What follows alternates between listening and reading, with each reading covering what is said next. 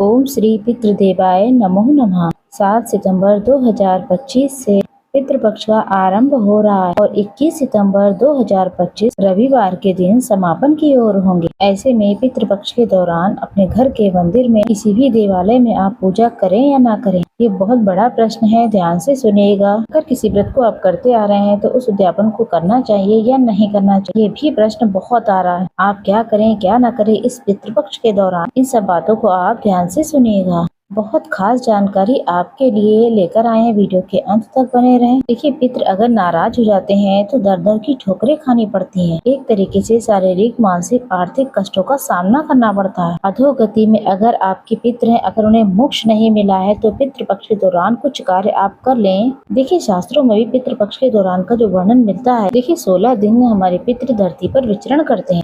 किसी न किसी स्वरूप में आपको यहाँ पर सामने आएंगे और वो हमारे द्वारा किए गए अन्नदान, जलदान, वस्त्रदान, गौदान इत्यादि चीजों को प्राप्त करके तृप्त हो जाते हैं और अपने लोक की ओर प्रस्थान करते हैं और उनका मोक्ष निश्चित तौर पर हो जाता है। ये आपको इन दिनों में कुछ काम करने हैं और कुछ काम ऐसे हैं जो आपको इतने दिनों में बिल्कुल भी नहीं करने हैं। ऐसा कौन सा काम है जो आपको नहीं करना है, जान ले। आपको किसी नए काम की शुरुआत नहीं करनी है। अगर कोई वाहन खरीदना चाहते हैं, कोई गृह प्रवेश है, कोई नई वस्तु लेनी है, जितना जरूरी है उतनी चीजें आप पहले से ही खरीद लीजिए। ऐसी मान्यता है, नए वस्त्र, नई सुहाग की सामग्री इन 16 दिनों में न ही खरीदे तो बेहतर रहता है। ये दिन पितरों को समर्पित है। कुछ शास्त्रों में नियम भी बताए गए हैं, लेकिन अति आवश्यक होने पर तो कोई भी कार्य किया जा सकता है, कोई दिक्कत नहीं। सब पितृ देवता जानते हैं। शास्त्रों में कुछ ऐसे नियम कहे गए हैं, यहाँ पर अगर आप उनको मान लेते हैं तो कोई दोष, कोई दिक्कत नहीं है। तो आप कुछ चीजों का पहले से ही प्रबंध करके रखें। शुरू के 5-7 दिनों में आप बिल्कुल से बिल्कुल परहेज करें कि कुछ दिन यानी कि 5 से 7 दिन तो सारी चीजों का परहेज तो आपको करना ही चाहिए। 16 श्राद्धों में जिस दिन भी आपके घर में श्राद्ध हो, किसी भी स्वरूप में आप प्याज, लहसुन, उड़द की दाल, तामसिक चीजें, मीट, मांस, तामसिक चीजें, शराब आदि को न छुएं। इस चीज का विशेष तौर पर आप ध्यान रखें। 16 श्राद्धों में इन चीजों को पूर्ण रूप से वर्जित माना जाता है। साथ ही 16 दिनों के अंदर यहाँ पर ना ही नाखून काटे, ना ही बाल काटे,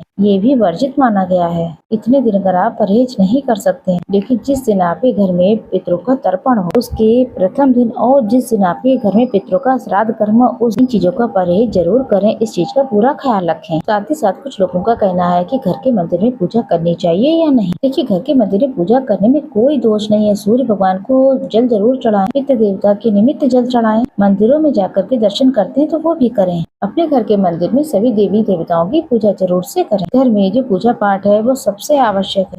ऐसे नहीं करेंगे तो नकारात्मक ऊर्जा का प्रभाव हमारे घर में हो जाएगा। सकारात्मकता हमारे जीवन पर रहे, सकारात्मक रूप से जीवन चलता रहे। देवी देवताओं को भोग लगाना, पूजा करना, व्रत उपवास कंटिन्यू करना, नए व्रत की कोई भी शुरुआत नहीं करनी, इस बात का ख्याल रखें। अगर पहले से कोई व्रत करते आ रहे हैं, छोटे छोटे जो कार्य हैं जो आप अपने घर के मंदिर में करते आ रहे हैं, मंत्र जाप, पूजा पाठ, रोज मंदिर जाने का नियम, बस लंबी यात्रा आदि को करने से बचें। अपने घर के आसपास मंदिर इत्यादि के दर्शन करें। बड़ा अनुष्ठान कोई कराना, नए व्रत की शुरुआत करना, नए वस्त्र खरीदना, बहुत अधिक उत्सव मनाना, इन 16 दिनों में पूर्ण रूप से वर्जित माना गया है। इनको नहीं करना चाहिए। इन चीजों का आप पूर्ण रूप से ख्याल रखें। ये सारी बातें ऐसे ही नहीं कही गई, इनका प्रमाण शास्त्रों में मिलता है। बहुत अधिक चूड़ी, वस्त्र, नए वस्त्र इत्यादि पहनना, ये सब सही नहीं माना जाता। ये दिन शांति के दिन है। ये दिन पितरों के निमित्त तर्पण के दिन होते हैं। ये दिन पितरों को याद करने के दिन होते हैं। खूब घर के मंदिर में पूजा पाठ करें, कोई दोष नहीं। अगर उस पूजा पाठ का जो है फल जो है अपने पितरों को समर्पित कर देते हैं तो बहुत अच्छा है। आप पितृपक्ष के दौरान पूजा पाठ रोकिएगा नहीं। घर में खूब सुंदर तरीके से गूगल की,